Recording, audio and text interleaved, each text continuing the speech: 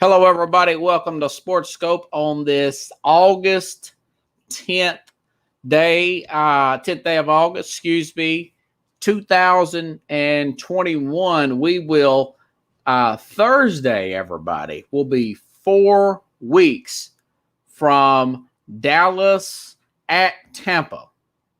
And 3 weeks, I cannot believe it, 3 weeks from Thursday, we'll be starting college football season. We'll be in the Labor Day weekend. Speaking of college football, it's a sad week here for us. I talked about the legacy of Bobby Bowden, passed away over the weekend. Thoughts and prayers with the Bowden family. And on a personal note, thoughts and prayers are with Kathy, a loyal watcher of Sports Scope. Her husband passed away. I'm sorry to hear that. I've got notifications of that. So, try to not hold any grudges in life, folks, and not take things too serious. You never know when our loved ones are be gone. So today I'm going to talk about the ACC. Can Clemson get back to the playoff? Can they win a national championship? I'll talk about Clemson, the ACC, Florida State. Teams of interest in the SEC. I don't talk about garbage teams no more. I don't have time for that. There was a signing. The Boston Celtics, I tell you, what a signing. I mean, they got Dennis Schroeder for peanuts. I couldn't believe that. Josh Allen's a rich man. Well worth it. Luka Doncic, 22 years old. He's a rich man with the NBA. Well worth it. But first, I want to talk about Deshaun Watson. Deshaun Watson has been missing practice as of late. First week of training camp. Now, David Culley and Nick Caserio, the general manager, is saying that he will not even make the trip to Green Bay for the first preseason game. I'll tell you this. I've been watching this very closely the last few weeks, okay? Just to give you a recap with the Deshaun Watson situation, now Dallas, now Houston is saying, or they are saying that they will listen to offers. We've heard numerous reports about the Eagles reaching out, and the Eagles make the most sense at this time. This is my latest opinion on what I see this developing into, okay? The fact that he's barely practiced and not making this trip, I think that the Texans are either going to wait the week of week one, or they're going to wait till the October trading deadline date. It's like the second or third week of October, because part of this is, of course, that's for competitive reasons, but I do think a lot of this is for spite. He has publicly criticized the organization. I'm not saying whether they should do it this way or not. I would have dealt him probably in the offseason and give this whole new coaching staff a try, because you're busted so much on the salary cap. I would have tried to dealt him to maybe the Dolphins or somebody and got that 3 pick, but that's me. I'm not as stubborn as the Houston Texans. So, but I do think part of this is to sabotage Watson for this season. I think Nick Caserio, the general manager, is behind this, and I think they're going to trade him just before week one, so he won't learn a new offense that quick, or let him play into the season and trade him. Either way, he's going to be way behind catching up on a new offense. 2021 will probably be a learning curve for him, and then he'll get a fresh start in 2022. That's what I'm thinking. I don't think he's going to make it through this season as a Houston Texan, but I do think he'll show up for regular season games. I think he needs the money. These civil suits are costing a lot of money, The Giants play blue and white game. Okay. All right, Carlos. So that's what I have to say about that. Now, Pickles, guys, I was talking about yesterday or over the weekend with my dad about the Kansas City Chiefs. They are now favored to be to win the Super Bowl over the Tampa Bay Bucks. Are you kidding me? Listen to Peter Schrager on the Colin Cowherd show. Yeah, Carlos, I did hear that, and I said this, Carlos is saying the Jets need to pick up Watson. I said this at the very beginning. The Jets need to be very patient with Zach Wilson. They need to be very patient. He's 20 years old. He's extremely young. He's undersized, and he's coming off of one great year at BYU. They need to run the football more. I'm not really in love with I wish they would have got better at running back and offensive line. I think they got Very Tucker or somebody at offensive line, but they feel like they should have went a little bit higher grade on the running back. Maybe they will with the running back they got. They did get one of the running backs from Carolina, not the better one of the two, but we'll see how that plays out. Tight ends and running backs is what you need to do for very young running backs like that. Maybe make a move and go after Zach Ertz of Philadelphia. So anyways, so the Kansas City Chiefs, guys, are now favored to win the Super Bowl. Peter Schrager, NFL reporter on the Colin Cowherd show today, talking about why he likes, and a lot of the prognosticators, Pickles, is that how you say it, think that Kansas City is going to get back, and I'm going to argue against that. Listen up. Didn't have any idea. This is Colin Cowherd and Peter Schrager today talking about Patrick Mahomes, specifically the Kansas City Chiefs and their offensive line upgrades. So here we are. They are favored, not Tampa. They are favored to win the Super Bowl. You've always had a great relationship with this organization and insight. I don't know, Buffalo, Kansas City. I don't know. Do you like them? You make a prediction every year. You put it out there. And last year, you predicted, was it Tampa and Kansas City in the Super Bowl? So you've been pretty good on this. Your thoughts about the Chiefs going forward this year? I'll say this, Colin, and I appreciate you calling me out for that. You always do show me my respect for that. But that was all on Mahomes and what he did. This year, there was a lot of concerns in the offseason about their offensive line. Yes. And not only did they address it, I think they got one of the best offensive lines in football. And the player I'm going to give you a name for, this is why people listen to the herd. They want to hear about offensive guard play. But the player's name is Trey Smith. And he's an offensive guard who they took in the 6th Yes, from Tennessee, wasn't it? Yes. So I would agree with that. Medical concerns. He is dominating Chiefs training camp this summer. Dominating the defensive line, the first line. They are so excited about him and Creed Humphrey, the center from Oklahoma. They also brought in Orlando Brown. They get back Tardif, the doctor who was up in Canada. They have rebuilt this entire offensive line. And I can tell you that they believe Clyde Edwards-Helaire is going to get humming in year 2. Mahomes looks healthy. He looks good. I think the Chiefs are going to come roaring back with a vengeance. And I think they like the fact that they're kind of being dismissed after that Super Bowl performance. But yeah. Okay, he already mentioned one of the guys, Tardif, from the Chiefs, okay? Well, guess what? That was at 11:45 Central Time today when that interview was made. This afternoon around 5 p.m. Central Time, this came out of the NFL Network. In Rappaport, Laurent Devarney Tardif recently broke a bone in his hand at practice and is out 4 to 6 weeks. That means he's going to miss week 1 against the Cleveland Browns. The good doctor who was a 21 sports person of the year. So that's essentially saying their whole offensive line is going to be replaced. They go up against a revamped defensive line to start the season week 1 of the season against the up and coming Cleveland Browns, a team that kept them within 1 score in the playoffs. Okay. Here's another fun fact for you. So that's one more offensive line. Since the salary cap era began in 1994, since the salary cap was implemented in the NFL in 1994, no team, including the New England Patriots, has ever went to 3 consecutive Super Bowls. So we say, what about Buffalo? Buffalo went to the Super Bowl 1990 to 1993. 1994, the San Diego then Chargers played 94-95. They played the San Francisco 49ers and was demolished.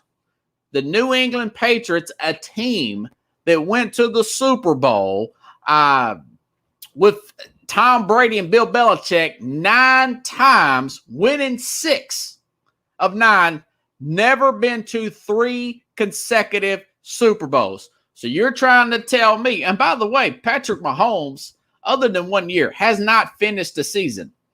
He has been a little banged up just about every single year. Remember, he got a concussion in that Cleveland Brown game. Remember the year they went to the Super Bowl, he was out 2 games there. They called a break. But they almost lost that Cleveland game, okay?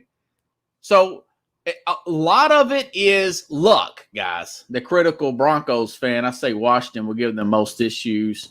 I'm dreading the Chiefs get the lines better. Okay, here's some more facts about it. You guys got to look at now the Broncos. Now, if they make a trade and get potentially Deshaun Watson, that makes it even more difficult. But here's my thing, guys. You also have to look at the fact that they are playing a much more difficult schedule. Okay, they got to play. The Chargers had the 32nd ranked offensive line last year. Okay, they have picked up an All-Pro center, Corey Lindsey, from. They got a center there from Green Bay, Rashawn Slater. At left tackle, he's having a great camp, by the way.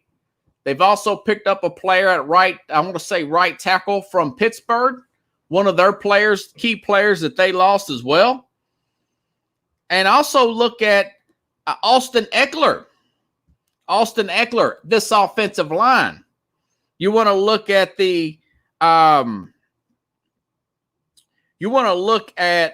also the offensive coordinator. I'm looking for this guy's name, guys. Stand by here. Joe Lombardi. Joe Lombardi comes over from New Orleans. So they're going to run a lot of dump down stuff to Austin Eckler. It's going to be like an Alvin Kamara type of situation. They've got a new head coach. They're going to be much better, okay? So they're not going to be. The Raiders have upgraded defensively.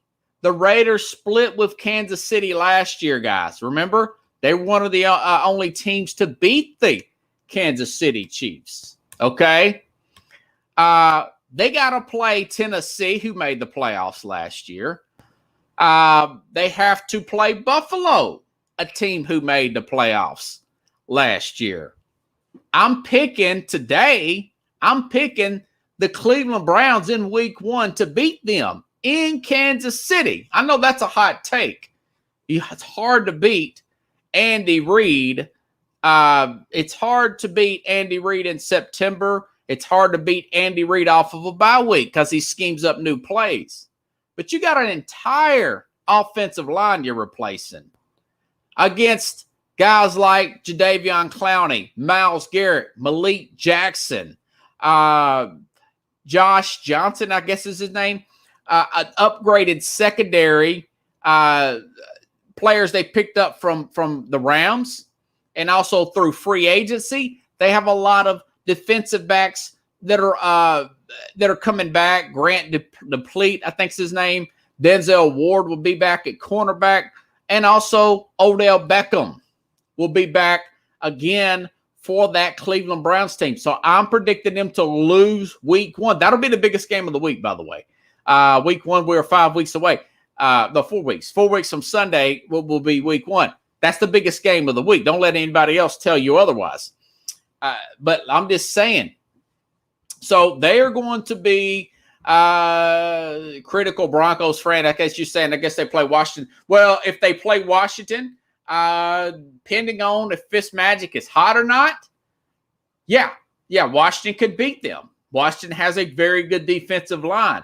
If Ryan Fitzpatrick is playing, they're going to lose games. But they play Green Bay, by the way, off of a short week. Now, I think they may beat a Tennessee team. Don't get me wrong, because I think Tennessee plays Monday night after that. But my point is, you have to have a lot of breaks to get to the Super Bowl and this salary cap era. Again, guys, no team in 27 years since the salary cap was implemented in 1994 has been to 3 consecutive Super Bowls. No team has done that. That's happened that way for a reason. The salary cap. Now, money-wise, yes, they can do it because Mahomes is not a very he's not taking up a lot of the cap this year. He's actually got a very good team-friendly cap number, air quote, okay? I do think Orlando Brown is good. I do agree with Peter Schrager that Trey Smith was way underrated and should have been drafted much earlier, but he had some kind of health problem that I think he'll be able to get past, and they did get a steal there at guard. But when you're placing that many offensive linemen with the league that's upgraded around you, you're not going to get that kind of push.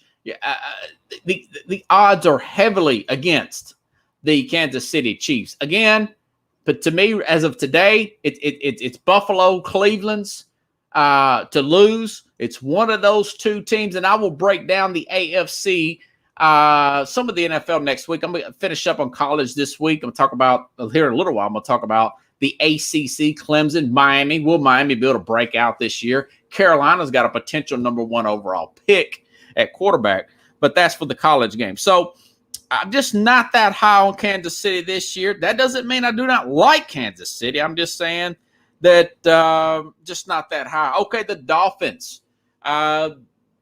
They have playoff aspirations. Remember, they went 10-6 last year.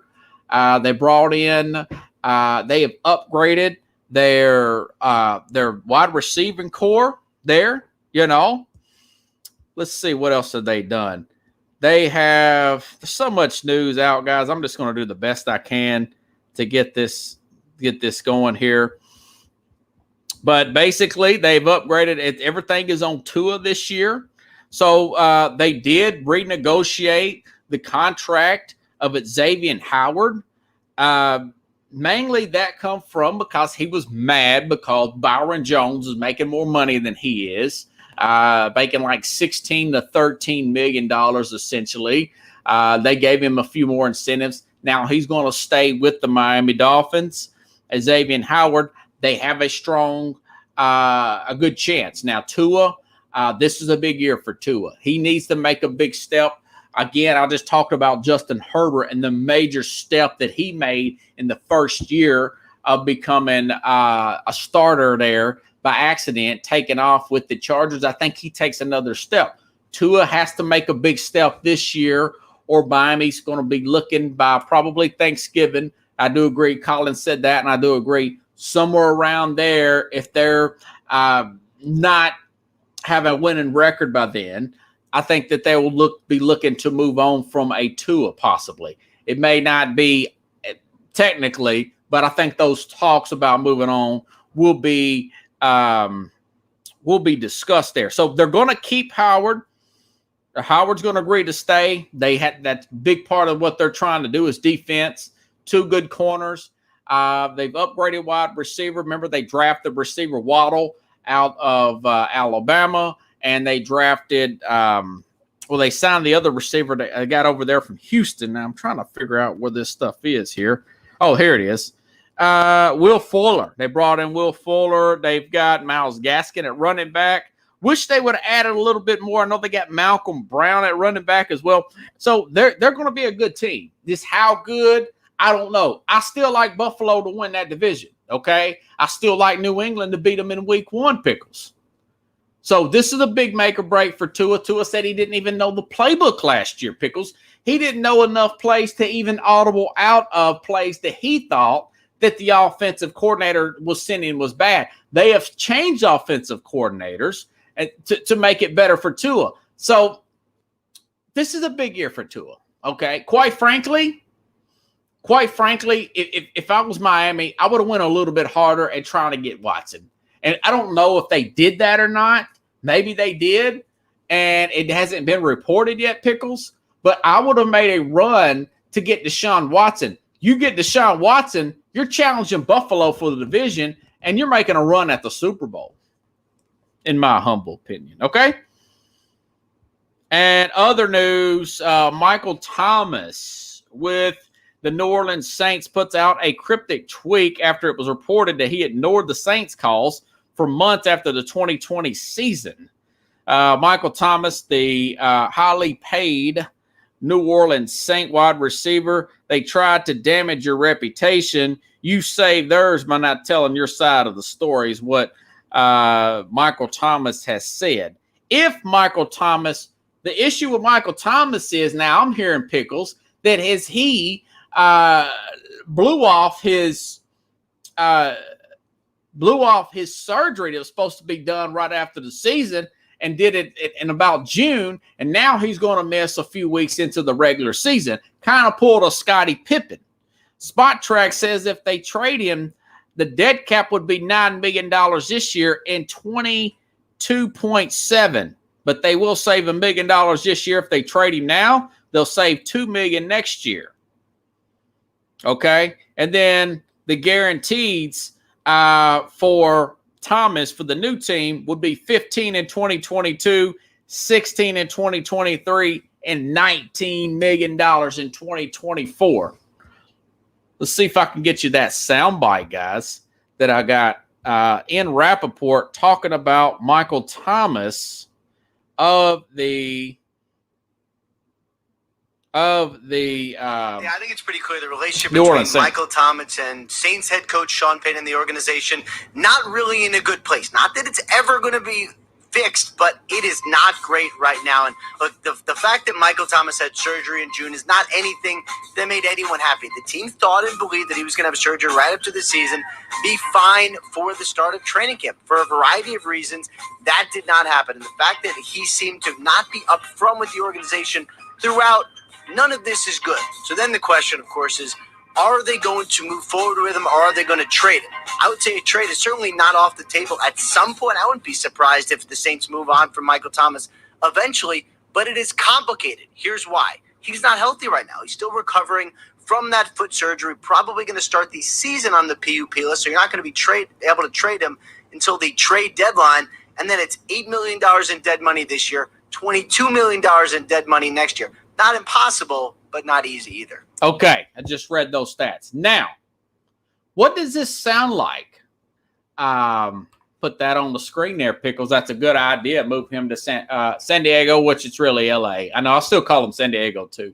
But anyways, this sounds a lot like Antonio Brown after he signed the big contract with the Pittsburgh Steelers. This sounds a lot like Stephon Diggs after he signed his extension with the Minnesota Vikings.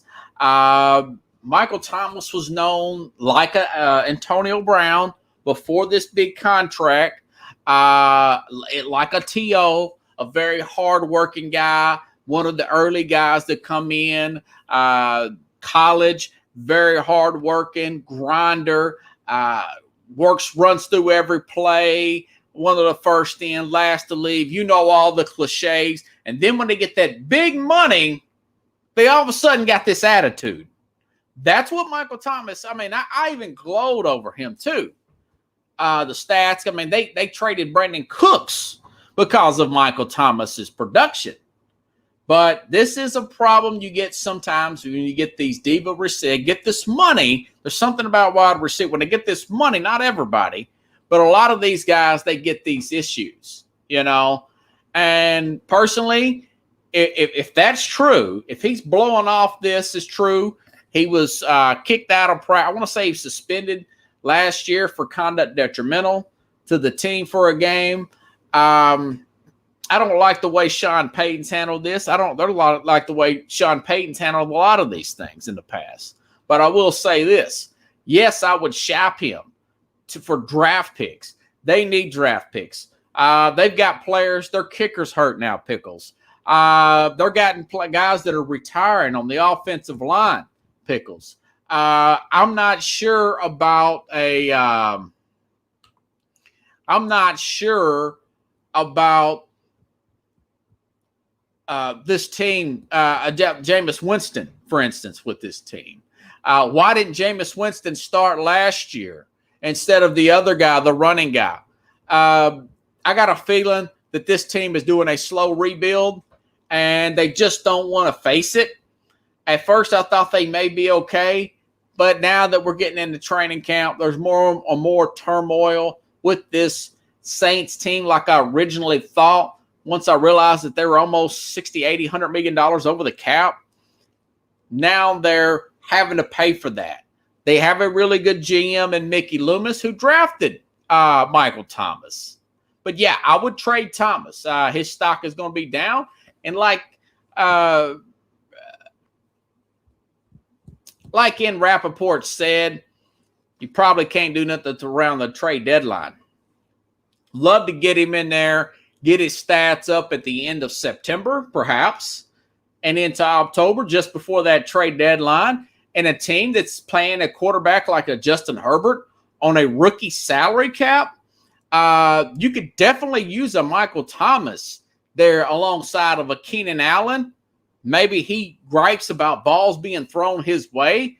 Guy like Michael Thomas needs to be with a strong personality, like an Aaron Rodgers, like a Ben Roethlisberger, like a Tom Brady type of player. He's got that strong leadership skills, maybe a Russell Wilson, somebody like that. But those teams really don't need wide receivers, okay? Josh Allen, he got Diggs in line. He's a very good player. He's an intimidating presence, okay? So anyways, speaking of Josh Allen, let me go to that story and everything. I will say this about Allen, that he was not the first quarterback picked Cleveland. I remember Mel Kiper, when that draft was saying the whole time that this guy from Wyoming may be a little rough around the edges, but he's one of my top players. This is his voice, that I've ever scouted in the history of scouting since 1980. He said his greatest player that he's ever scouted was John Elway, quarterback-wise. But he said this guy wasn't too far behind him. He was just behind Andrew Luck. And, Cleveland still wanted to go with Mayfield. And now Josh Allen has signed this money. He is worth a fortune now, 150 guaranteed. Let me check this out. But I will say this. He's a guy that there's some good years left that they could still have a window to win. This year is one of them. They have upgraded their wide receiving core. And all thing they need, Pickles, is really a running game. They got an offensive lineman back. They've got a key defensive lineman back. I think the defensive lineman took the opt-out last year, Pickles. He took the opt-out last year. And then they, like I said, they got their best run-blocking offensive lineman back this year. They picked up Emmanuel Sanders. Taylor Gabriel, I think is his name, or Gabriel Davis, Pickles, is the young wide receiver that's replacing John Brown with Stephon Diggs, with Cole Beasley. Only thing I think they can probably get better at is maybe linebacker. The tight end for Buffalo is not the best, but maybe they can get better. Other than that, this team's got what it takes to win the whole thing. Let me change out my podcast, folks.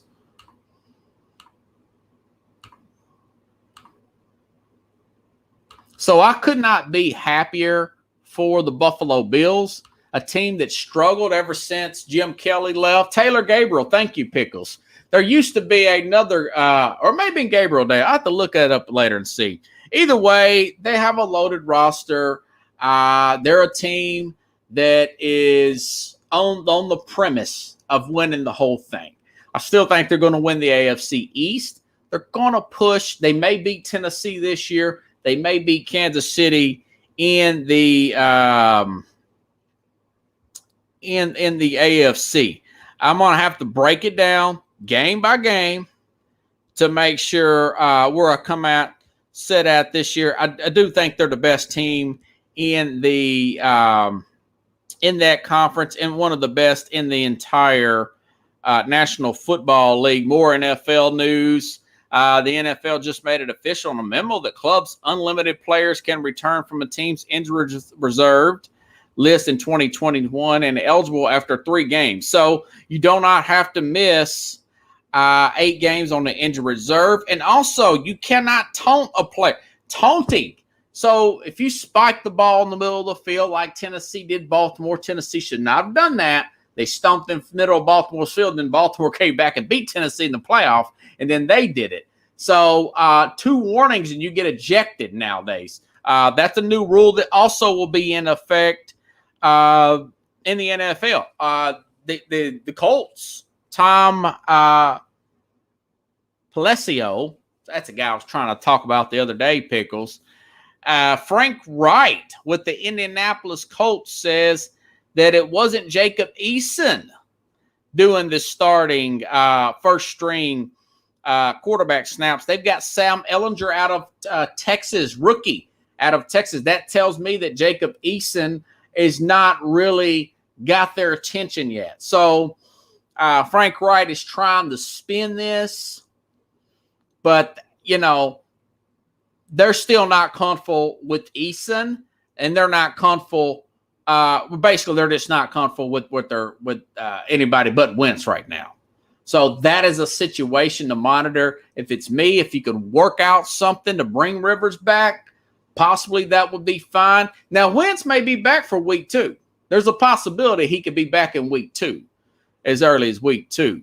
But that was just go to show you this team has got they got a hole to dig out, and they ain't even played a game yet. Okay? But I thought that was interesting. I'm going to touch on a little bit of NBA news. Dennis Schroeder, man. I mean, Dennis Schroeder, in the middle of the season last year, turned down a 4-year, $84 million contract extension from the Lakers. Well, I denied the money was the reason in the exit. I mean, it's pretty clear he did because he could not get more of the Lakers or some other team. So now he has signed a $5 million deal to play with the Boston Celtics. Basically got a free player practically. Dennis Schroeder. So now Boston, they've got a new coach with Jaylen Brown, Al Horford, Marcus Smart, Jason Tatum, Robert Williams at center. They got Josh Richardson. And, of course, they've got this new coach here. They got this new coach in Brad Stevens. They got Brad Stevens. He's in the whatchamacallit now. Spurs assistant coach. They got Brad Stevens, and Ainge is gone. So I thought that was a great move by Boston. They're always one of these teams that deals just seem to fall to them. You know, they're the bargain hunters. The reason I think that Schroeder's issue was had an attitude problem. You know, he reminds me so much of Rondo. Plays like Rondo. He's got Rondo's bad energy, but he also passes the ball like Rondo. But the Dolphins or the Celtics didn't want to bring him back for whatever reason. So, anywho, and of course, Luka Doncic, 22 years old, $205 million signed. You know, I'm proud of him. They need some help for the guy. He's going to be there 4 more years, 5 more years, whatever. He's got the Supermax, 22 years old. I know they brought back Hardaway, I want to say. They need a number 2. Kawhi Leonard's going to sign this extension with the Clippers. They still need to make that happen in the next few years through trade. Maybe go after Simmons. They need another player. They need a Damian Lillard or somebody like that. No, not Ben Simmons. Excuse me. Check that. Damian Lillard or somebody of that nature. I don't know if Cuban may be part of the problem. You know, they got the new coaching staff there with Jason Kidd. We're going to find out. We're going to have to find out. But they're still a player short. He's definitely a bargain, even at 200. 22 years old, Pickles, and a $200 million contract. Unbelievable. What was really surprised me about that, guys, is $400 million that Chris Paul's made in the NBA. I mean, that's just unbelievable. But kudos to him and the Indianapolis the Dallas Mavericks. They're making that happen. Barstool Sports possibly could be broadcasting Major League games. And, I read this story and I thought to myself, with Amazon going to pick up Thursday football next year for the next 11 years. And now this is only a rumor, but there's probably some smoke to it. Barstool is a like a comedy type of sports satire site started by Dave Portnoy back in 2001. And it seems like that this is a play to get younger viewers involved in baseball because they're losing viewers because they're so reluctant to change. They're not like the NFL. But it just tells me one take is that the world is going to streaming. Shows like mine are going to be more prevalent than your basic network shows in the future. Hopefully I can make some money because it's really killing me sometimes financially to do this. But it also says streaming is now, and it tells you how desperate baseball is. Again, not to sound like a broken record, shorten the season, bring celebrations in, eliminate shifting, bring in a pitch clock. I like the extra inning, put a player on second base. The regular season should end July the 31st. We're in August. Think about it. I think it's still dead now. Preseason football, I mean, it's okay. Come on, 5 minutes. You get a Major League Baseball playoff right now, Pickles? I'm all in. So there's a possibility that Barstool Sports, Pickles, could be broadcasting some of the Major League Baseball games. Like I said, it's a desperate attempt to get younger audiences involved in the failing sport there for the Major League Baseball. Let me see if I can find those numbers on Josh Allen. I know I'm a little bit out of sorts tonight, guys. I usually am. College football coaches poll came out. Talk about that here in just a second. Michael Thomas. Thought I had that on here, but I may not. Darius Leonard is he re-signed with the Colts. Good signing there, I thought. Yeah, Josh Allen. So this year, only a $10 million hit. Next year, $16 million. So they got 2 years to get to that Super Bowl, Pickles, because then it goes up to 39, then 41, then 51, then 47. So this year, next year, that's your window for Buffalo, Pickles. That's your window for Buffalo. So be as aggressive as you can. Get the defensive players you can. You've got enough offensive firepower and work on that running game. So, sorry, I just wanted to give you all that. And another, like I said, I was talking about the Chiefs. Talk about and go back to the NFL earlier. The Raiders signed a healthy, supposedly, Gerald McCoy. Now, he's in his 30s playing defensive tackle. But they also got Yannick Ngakoue, I guess is his name. He's come over from the Ravens / Vikings / Jacksonville. Kind of bounced around to a couple of teams, and now he's with the Raiders. Maybe that's a bad thing because he's bouncing around, but he's a pretty good pass rusher. And Gerald McCoy. So that's two good players there. And this is a team that beat Kansas City last year. So I do think that, it's not going to be as easy for this Kansas City team as it has been in the past. Okay? So I know I'm going a little rapid fire here. I'm a little bit out of sorts here. Sunday afternoon, guys, I spent a lot of time looking over the ACC, reading about college football. This year, I'm going to bet on some of the seasons ending for pro football and college football.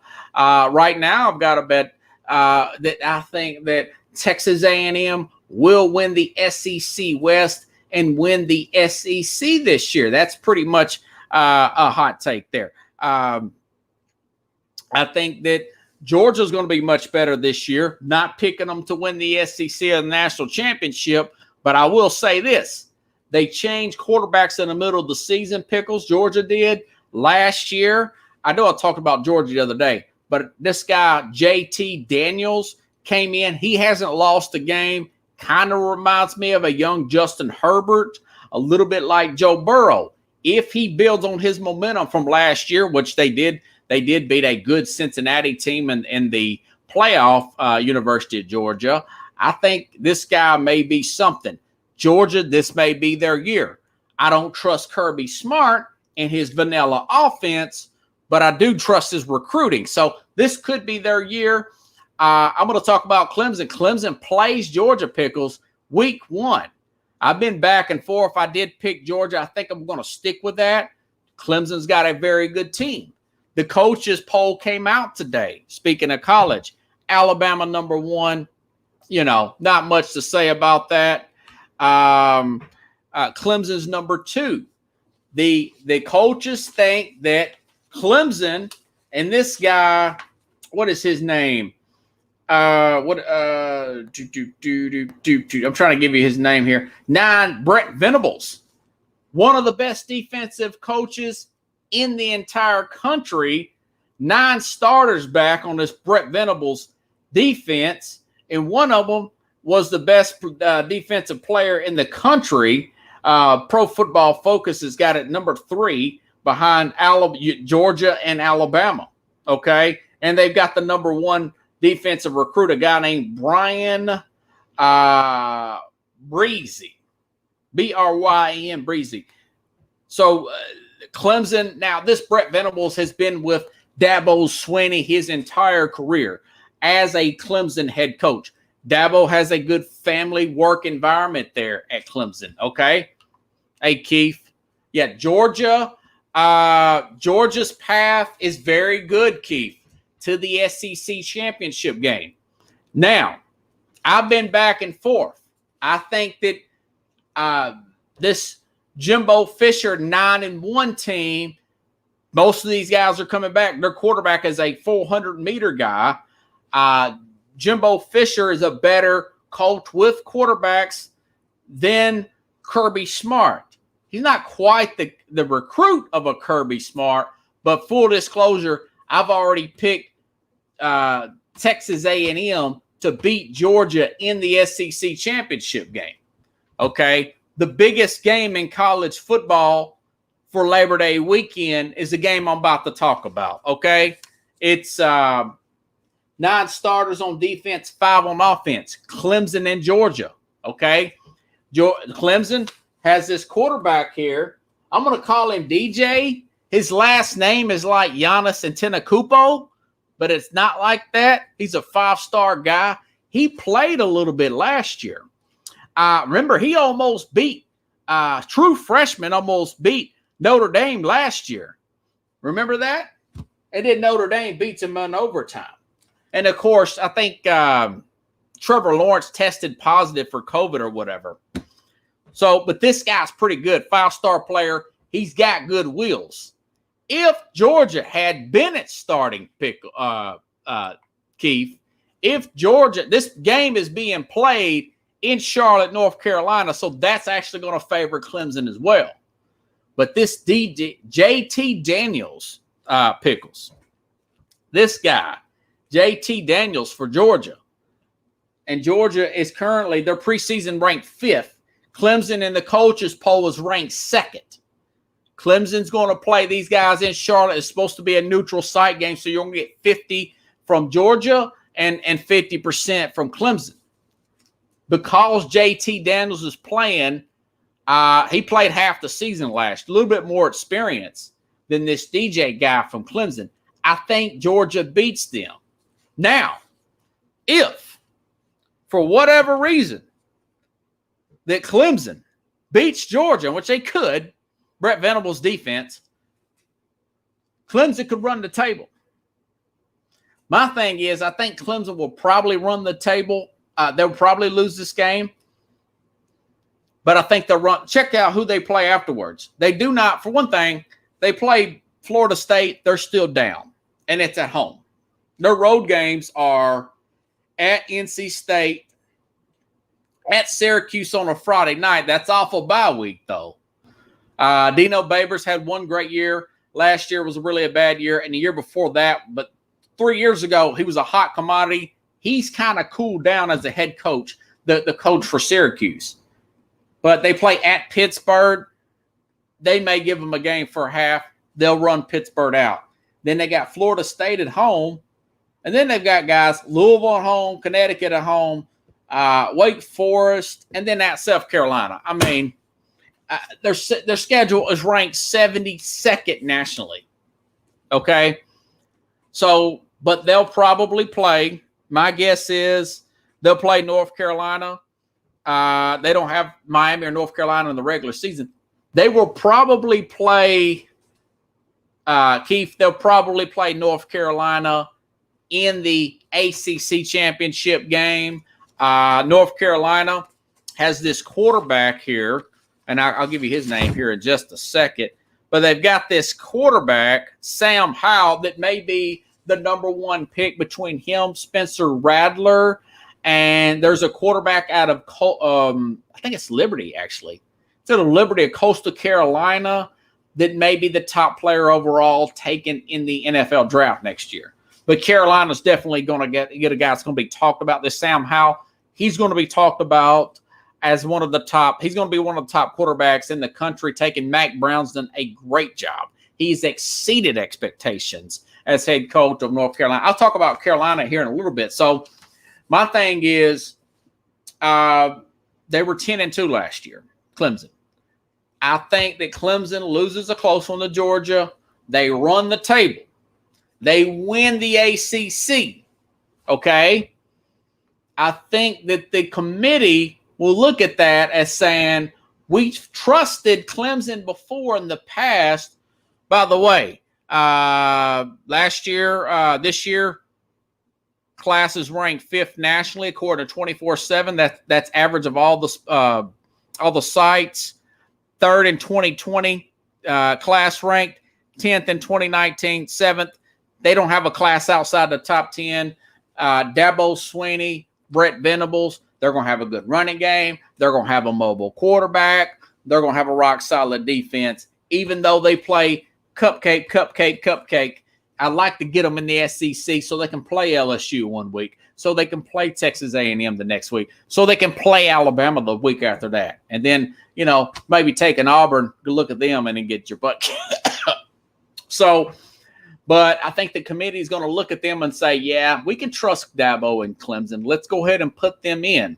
They will be fighting with the team like possibly an Alabama, possibly a Georgia, an Ohio State. I talked about Ohio State the other day. I think Ohio State may lose one game. Then again, they may not. I think Ohio State, with their first-year starter, they may lose week 1 to Minnesota at Minnesota, or they may lose at home to Oregon. But after that, they could possibly run the table. But they've got a lot of new players to replace as well. Appreciate it, Keith, man. I got to bring you on sometime. I've been meaning to bring you and Jamie on for a while. But my thing about Clemson is, there's a song by the Eagles, Take It Easy, and they've got it easy right now. But, hey, it is what it is. If I'm a pro coach, maybe, with all this NIL stuff, maybe you go out there, Dabo Swinney. Maybe Swinney may go to the pros for a little while. If it don't work out, maybe he coaches in the pros till maybe Nick Saban retires and then takes over the Alabama job. That was the big rumor of what he was going to do anyways, okay? So my next team is Florida State. Now, Mike Norvell, very good coach.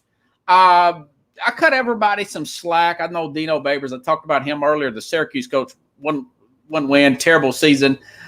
If nobody would have fired anybody last year, again, even though I'm out of Tennessee, I didn't really care for Jeremy Pruitt from the get-go. If they would have only kept him on this year, I would have been okay because of COVID. COVID messed up everything. You didn't have a season. Then you did have a season. Mike Norvell, by the way, a guy who watched Sports Scope. I saw him on my Periscope notification last year when he was coaching for year before last when he was coaching for Memphis, watching my show. He was wanting to see what I had to say about the then to be fired Florida State head coach, which he was terrible. Now, Florida State's got 10 defensive or offensive and 7 defensive players back. Now, Florida State, they have not, again, God rest his soul, and thoughts and prayers with the great Bobby Bowden, right? Who built Florida State.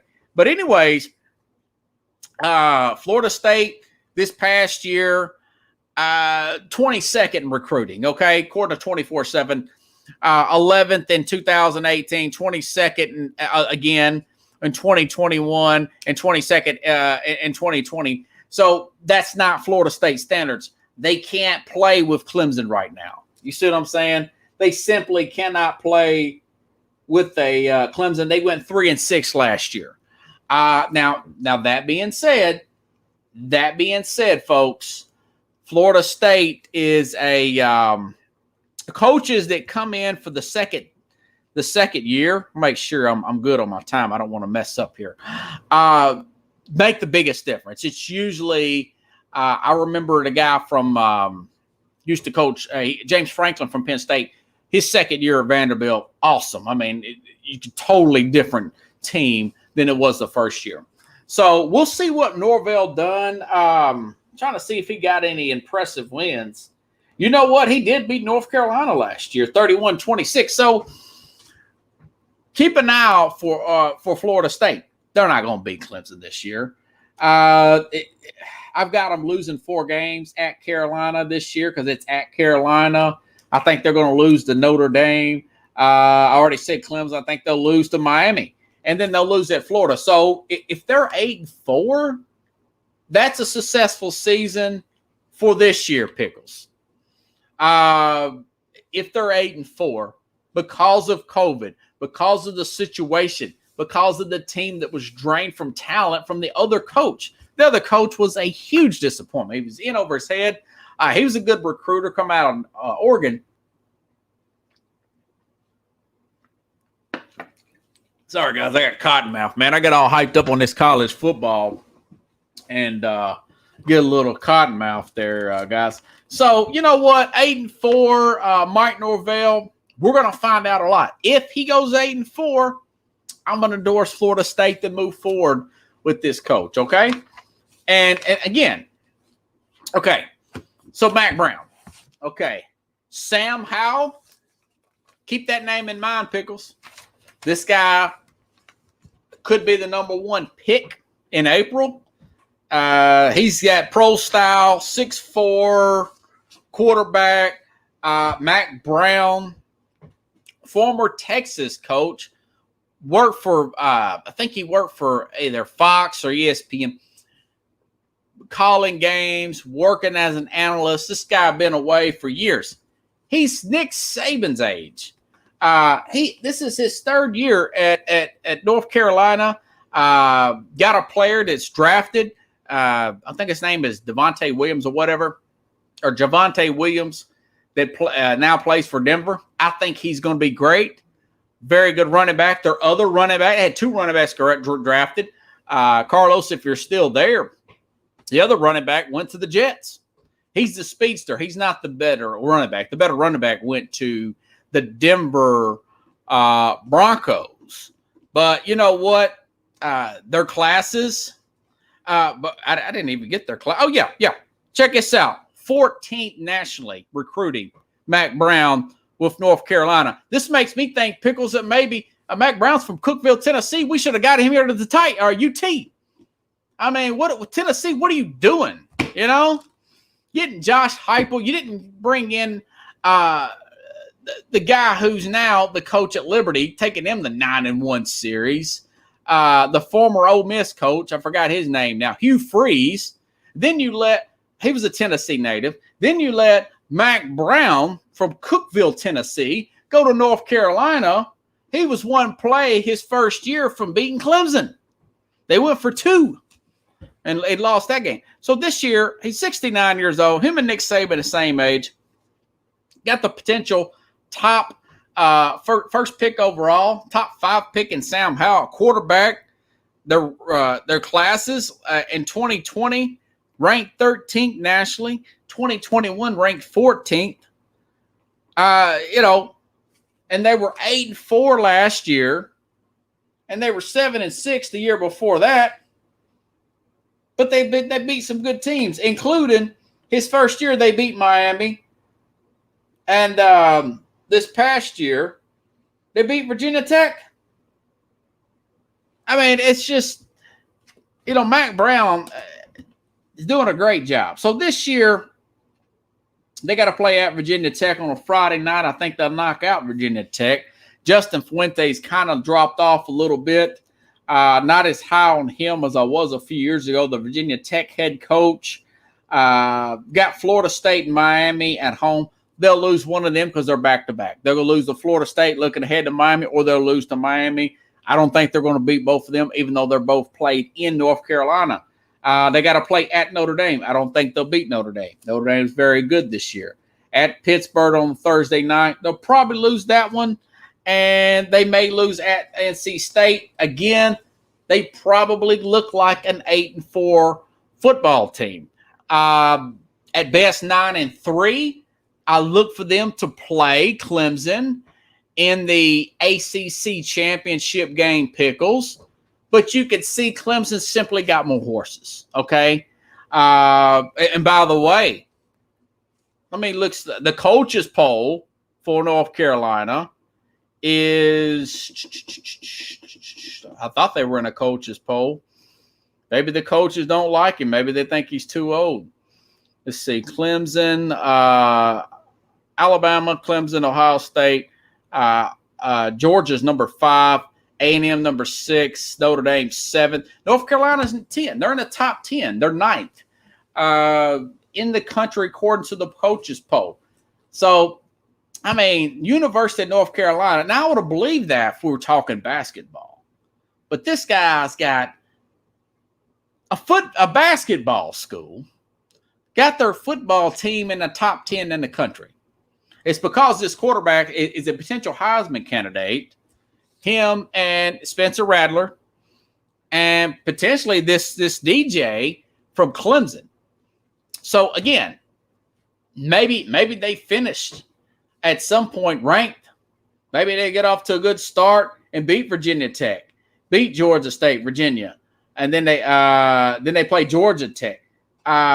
Maybe they're 6 or 7-0 before October 9th, and then they play Florida State. They may be able to beat Florida State at home and then lose to Miami. But either way, I think they're going to playing Clemson. And that win that Clemson's going to likely get over Carolina will prepare them to beat to go forward over Ohio State. Now, if Ohio State's strength of schedule, these are all preseason ranked. We don't know how the regular season will play out. Maybe Ohio State gets that. That I do expect, my early predictions as of now is for Texas A&M to win the SEC with 1 loss. That's a guaranteed. Alabama to slip up at Texas A&M, not get into the SEC championship, but they finished Alabama light, very strong. So you got 2 SEC teams in there. I think Oklahoma wins all but maybe 1 loss. And they actually win their, excuse me, hold on for a second, guys.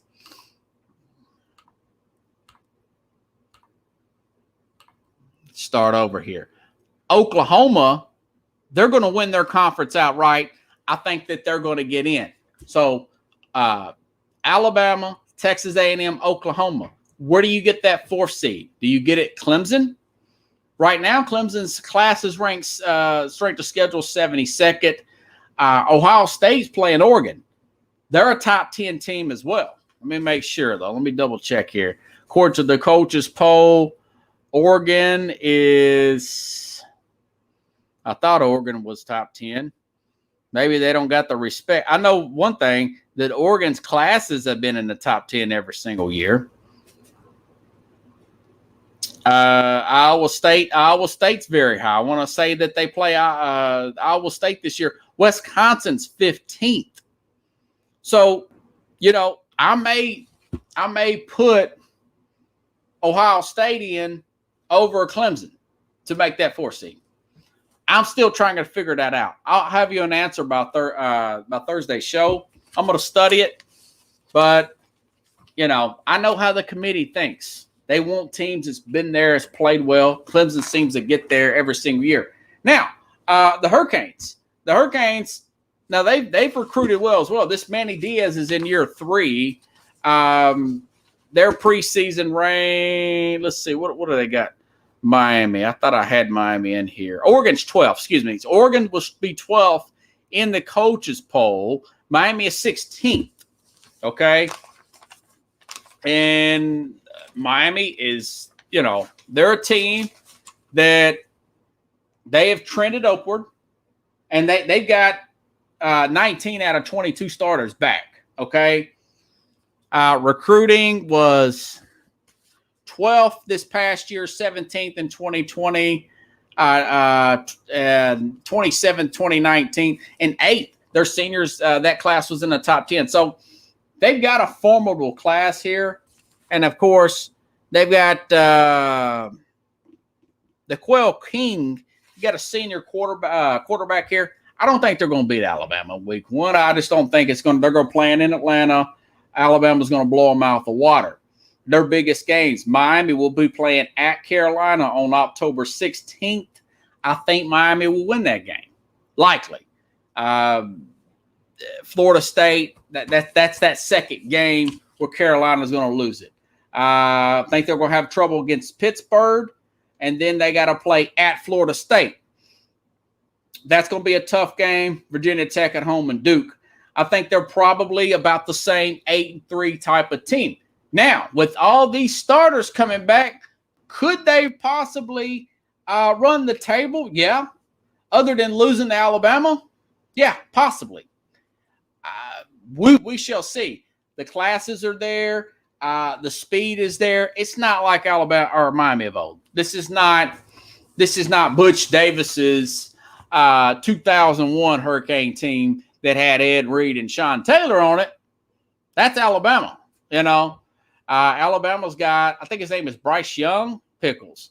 He is the similarities of a Russell Wilson type of player. But I do think that this is probably maybe a 10-2, 9-3 type of team. They're going to get a great bowl game. Not quite there yet. Not quite on Clemson's level. I don't know if they can even beat Carolina this year. But I do think they're going in the right direction.